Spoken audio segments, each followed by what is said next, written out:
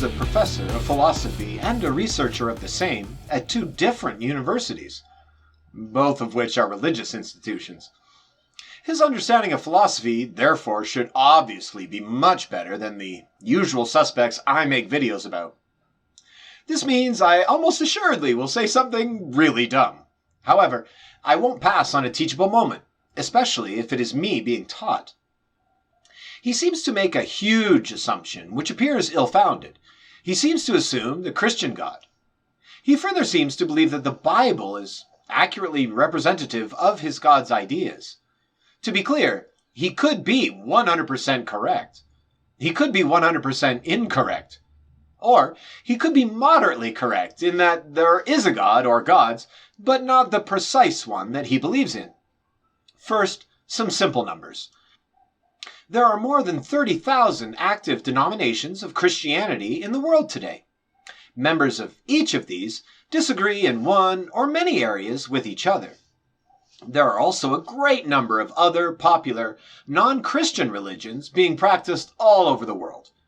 I mention these not to show Professor Craig is incorrect, but rather to ask, what makes him correct? Understanding full well that he will never respond to this video, let's call it a rhetorical question. The point is simply this. Assuming there is a God, why should I believe that it is Yahweh and not Vishnu nor Apollo?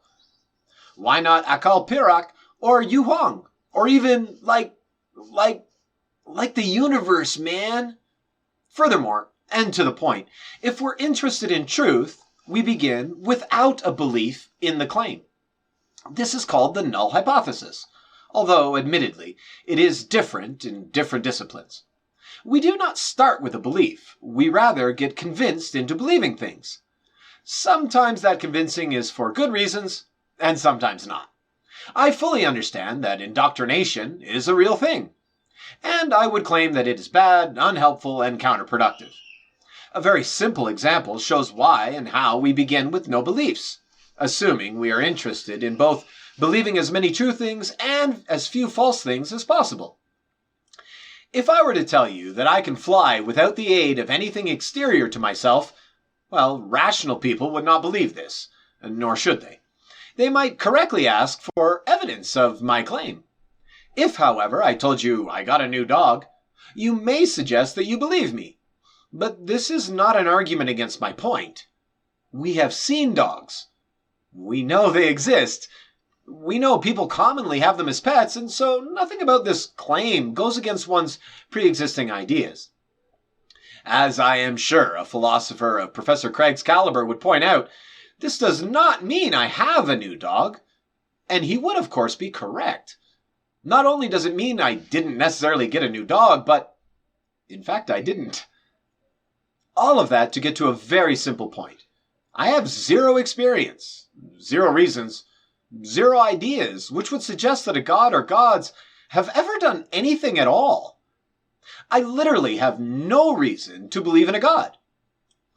I understand that many make this claim, and personally, I'm waiting for a reason to believe.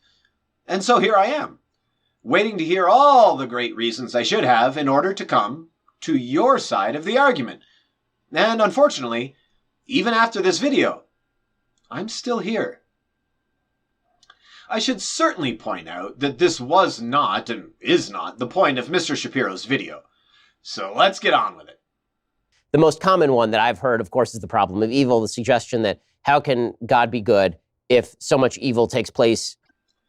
Before getting into this, I think it's important to point out that we probably have a very different understanding of what evil is. Immoral and wicked. But we apparently have very different ideas about what immoral and wicked mean as well. I hope you will forgive me if I change my language to bad instead of evil in an attempt to get away from this confusion.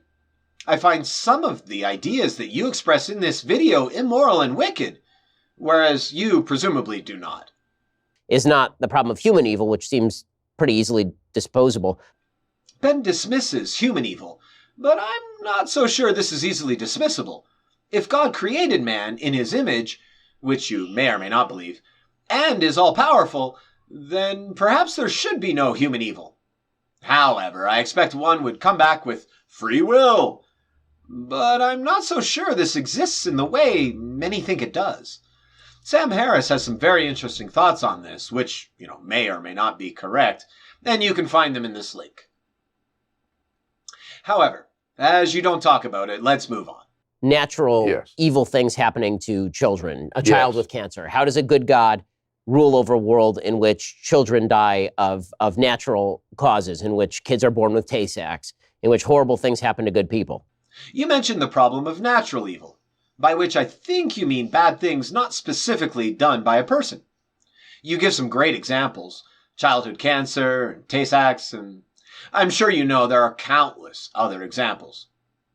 There is no doubt that emotionally, the evil and suffering in the world make it very difficult to believe in God. It's a tremendous emotional obstacle. You seem to be suggesting that some people don't or can't believe in God because they are emotionally hurt or distraught at the idea of a God, given all the bad stuff that happens in the world.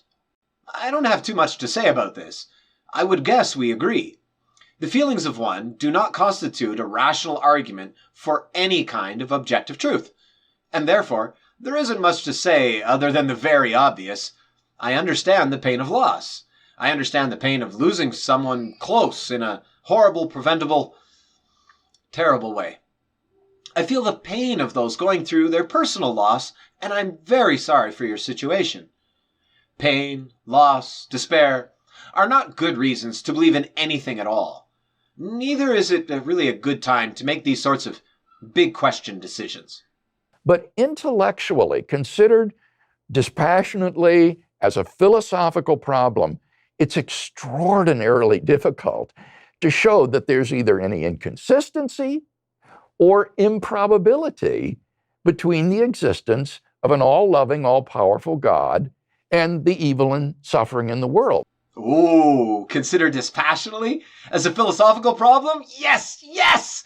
I can do that. Let's go! I'm not so sure that it's difficult to show inconsistency or improbability between the existence of an all-loving, all-powerful God and the evil and suffering in the world. Well, let's take these in order. Inconsistent means not compatible with another fact or claim. Omnibenevolence means perfect or unlimited goodness. Evil means profoundly immoral and wicked. It would seem hard to argue that a perfect, omnibenevolent God, who created everything, would create anything that was profoundly immoral or wicked. Perhaps this will be easier for one such as yourself, Professor Craig. There exists profoundly immoral and wicked things in the world, aka evil exists. The world was created by a God, or creation. Therefore, we have the world was created by a God who created profoundly immoral and wicked things. Perfection and unlimited goodness are some characteristics of my God. This is known as omnibenevolence. My God created the world.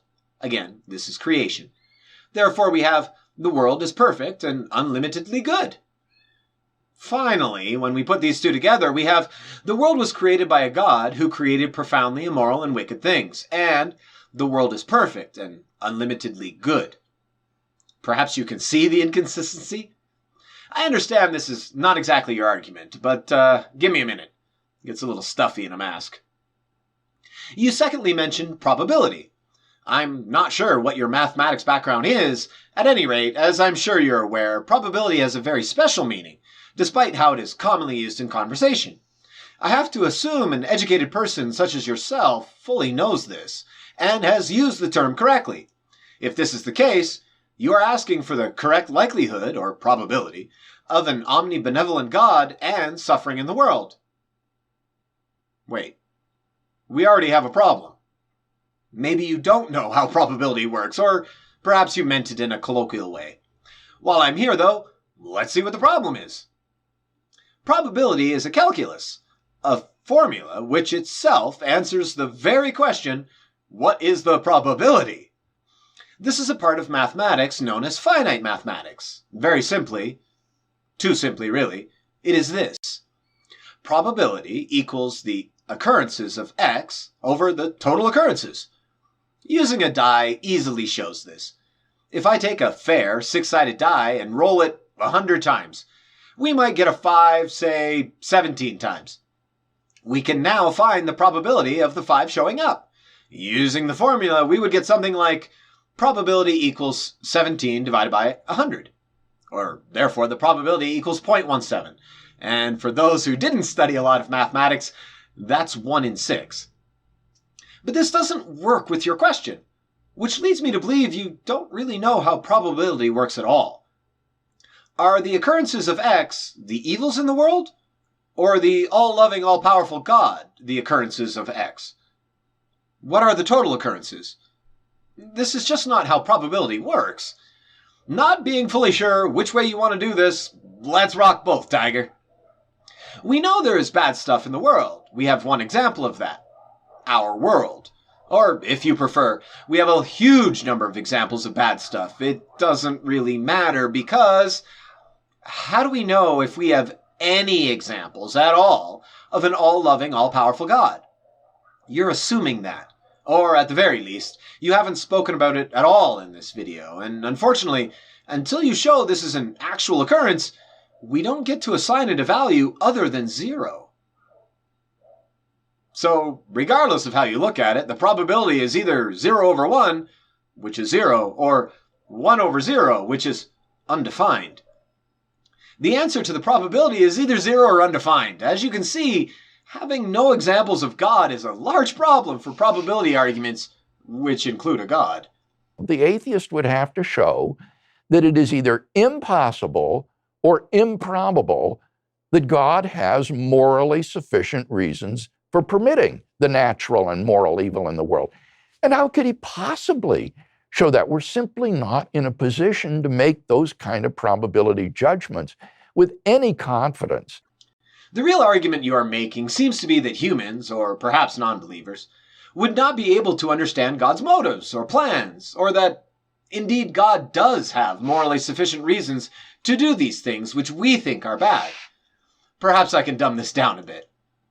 If I see what I think is bad, I can't know if it's truly bad because I'm much less than a God. Truly.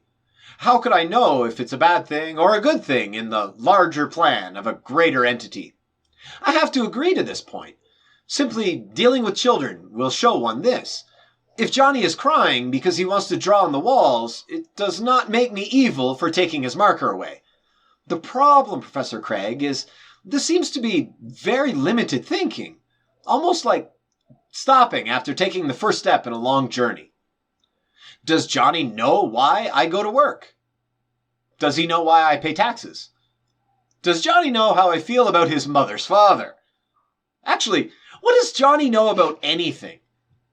Granted, he knows he likes to draw on walls. I agree, sir.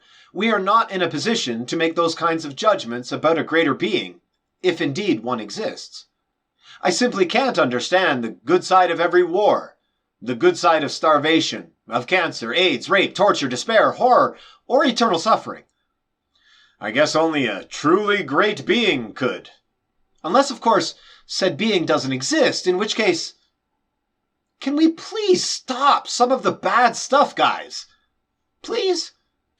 And so I think that the problem of evil, as difficult as it may be emotionally, intellectually, it lays a burden of proof on the shoulders of the atheist, which is so heavy that it has proved to be unsustainable. The burden of proof on the atheists. Whew! Glad I got that one off my shoulders. But really, don't move the goalposts, my so-called philosophical friend. The burden of proof is on the one making the claim. I am not making the claim that there is no God. You are making the claim that there is a God. I am saying that you have yet to come close to convincing me, but don't feel bad.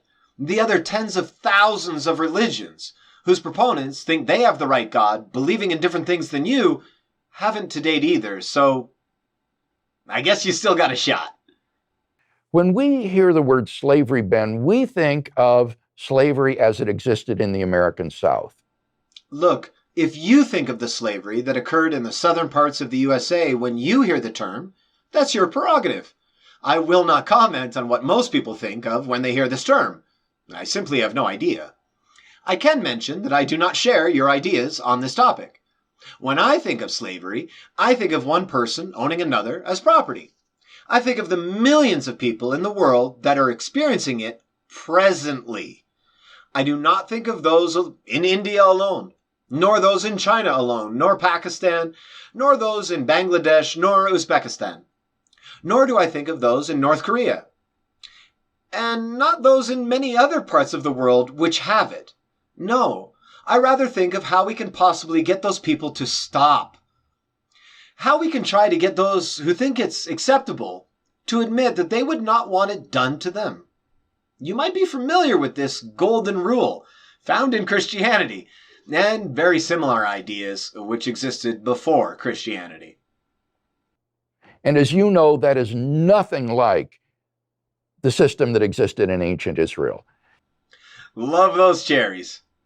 Look, it doesn't matter whether the slavery that existed in ancient Israel is similar to the slavery that existed in USA or not. It only matters if it is moral or not. But continue, please. Nothing wrong with cherries.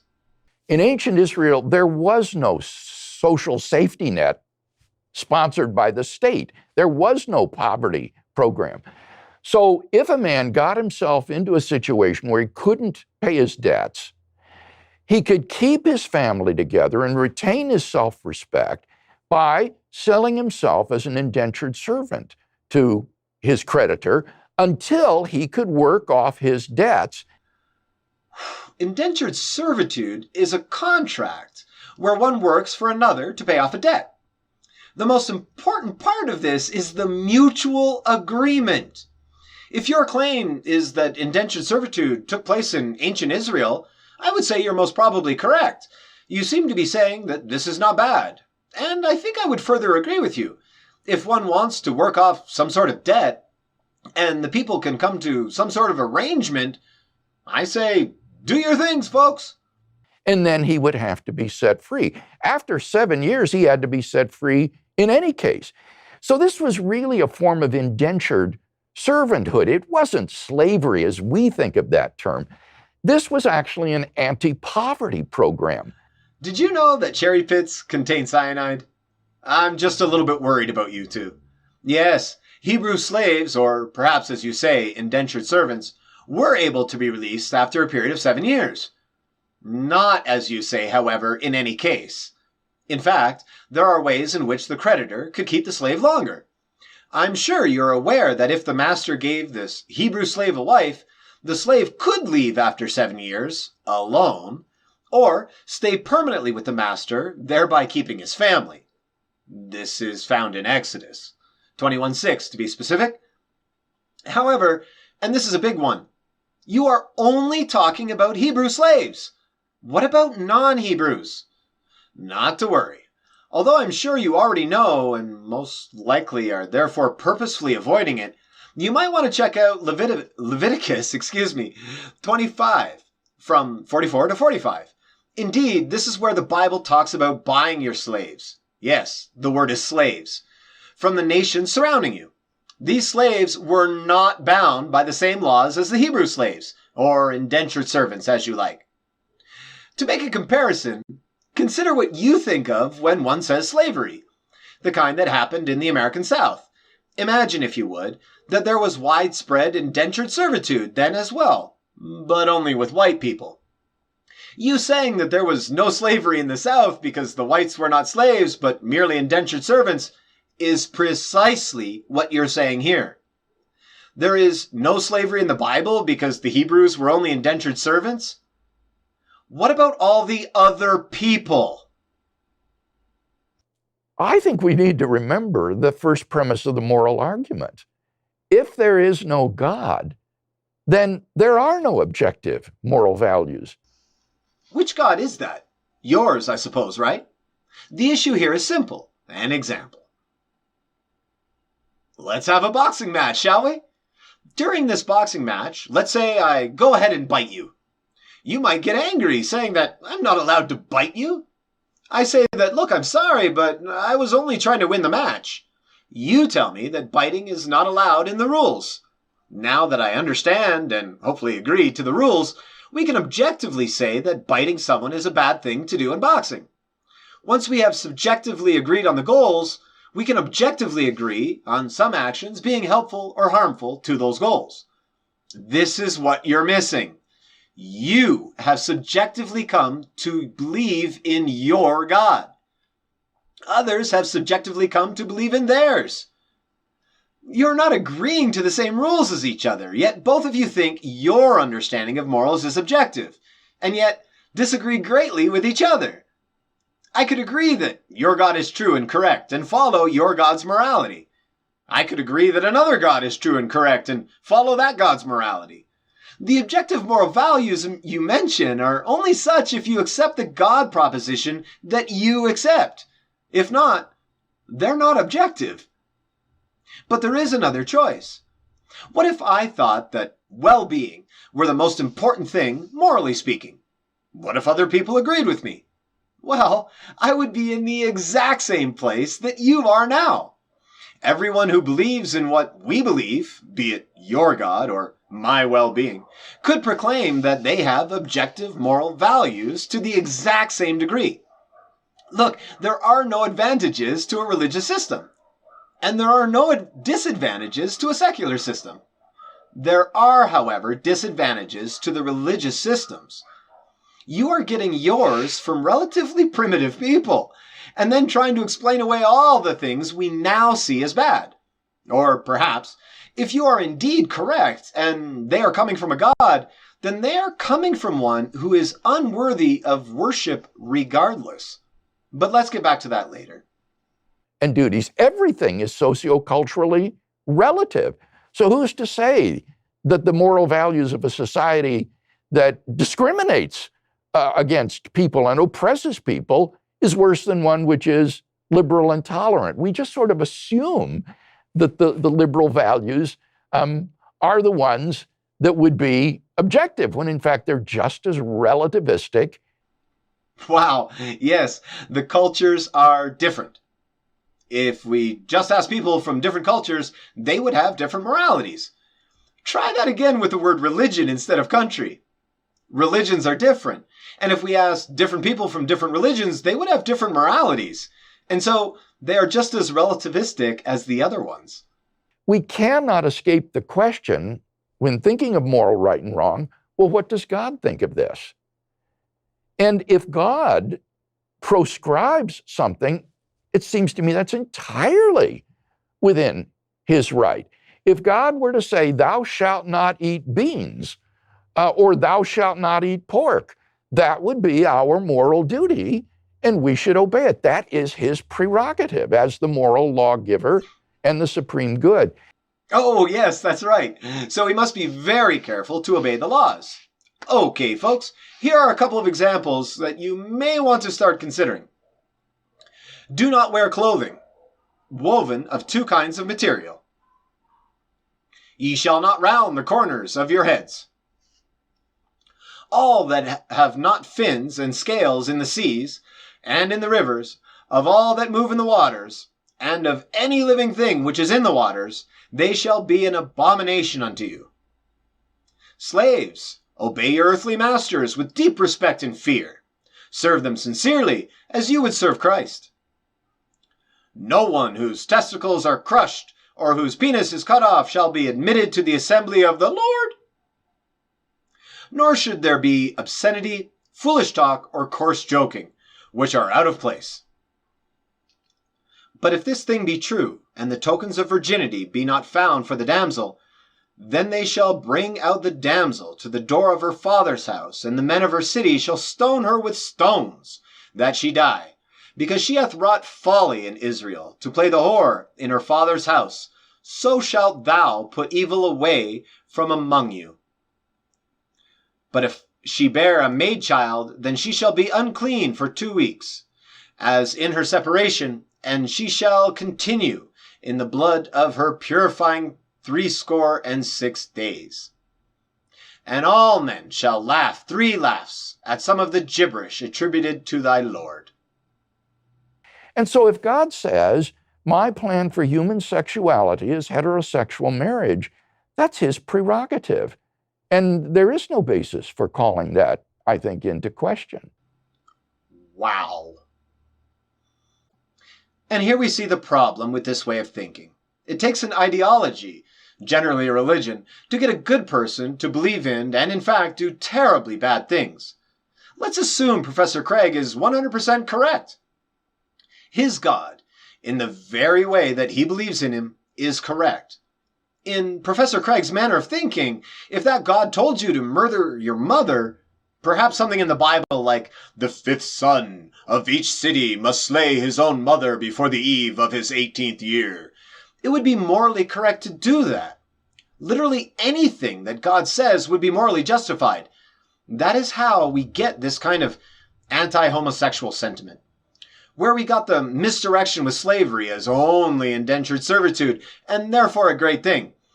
I'm not sure I would take moral advice from even a God if it included the bad things found in the Bible.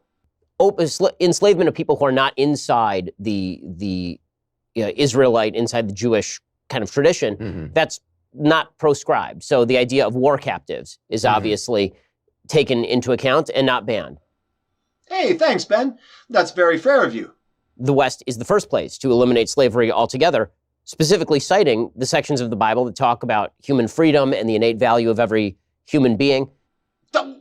Yes, the Bible was certainly used to argue against slavery. This is true. It was also used to argue for slavery. Let's just call this the objective morality that Professor Craig had mentioned earlier.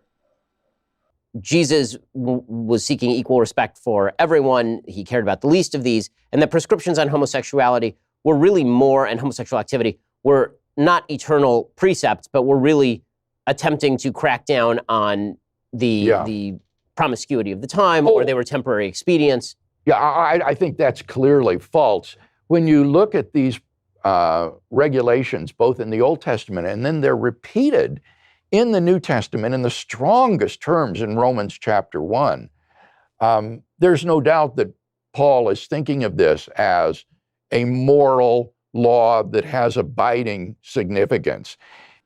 Yikes. The question there was, were these rules, with the specific example of homosexuality, put there as everlasting, or are they subject to change? The clear answer was that homosexuality, at least, was to be forbidden forever. I'm quite sure there are a number of things the Bible says one must do that Professor Craig doesn't do. Perhaps something like killing your neighbor for working on the Sabbath, Exodus 35 verses 1 to 3. And surely a number the Bible says one must not do that Professor Craig does. Perhaps like cutting the hair at the sides of his head, Leviticus 19:27. I would guess that Professor Craig picks and chooses what he likes out of the Bible.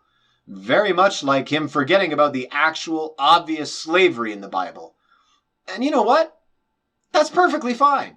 Professor Craig can believe any damn thing he likes. As can you. As can I. The problem isn't him. The problem isn't you, and the problem isn't me. The problem is us. Humans exist within societies. When we talk about truth, morality, law, politics, science, look, basically, when we talk about anything at all of importance, you simply don't get to bring in your unfounded belief, at least until you give sufficient evidence for it. A reason you haven't shown is really no reason at all. It is rather like me saying pamplemousse, which happens to be my favorite word. Pamplemousse is not a reason until I define it, show it as real, and have my interlocutor agree with this idea. Why is homosexuality wrong? Oh, because of pamplemousse. Slavery is okay so long as the slave isn't exactly like me because of pamplemousse. The 5th boy child in each city must kill his own mother because pamplemousse. Human sexuality is created man and woman in such a way that the fulfillment of that relationship will take place within the safety and security of a heterosexual marriage. And that outside of that, sexual activity is not to be indulged in. And this is a law that God has given us for our good. Saying that your God has said so is identical to saying you believe it. I understand you believe it, but pamplemousse is not going to advance the conversation. Neither will it make you agree with me, nor does it actually provide a reason. It's a claim. You're saying God says so is identical to me saying pamplemousse. But I thought it was you yourself earlier who said something like, we are not in a position to make those kinds of judgments about a greater being. Isn't that exactly what you're doing? Telling us what a greater being wants from us? I guess you would point to the Bible, in which case, how do you get away from not killing your neighbor and stoning young women? It's all a bit of a mystery, I'm afraid. Finally, suggesting that all there is to know about morality, which was introduced to the world long ago and will always be correct, is preposterous. I can't find too many verses in the Bible on equality of sexes, not owning people, freedom of religion, freedom of speech, pollution. But at least I can find some on how to buy and keep my slaves, how to beat my children, how to kill my overly efficient neighbors, and stone young women to death. This seems to be your idea of morality, and you're welcome to it. But regardless of whether this is or isn't your stance on morality, you haven't debunked a damn thing. For me, at least. Good luck with your classes, Professor, and to all your students. This is what you're looking for in a teacher? A homophobic cherry picker who conveniently forgets parts of the Bible? It's your prerogative, and so good luck to you as well. If any of my philosophy professors had been this obviously biased, I would have changed classes.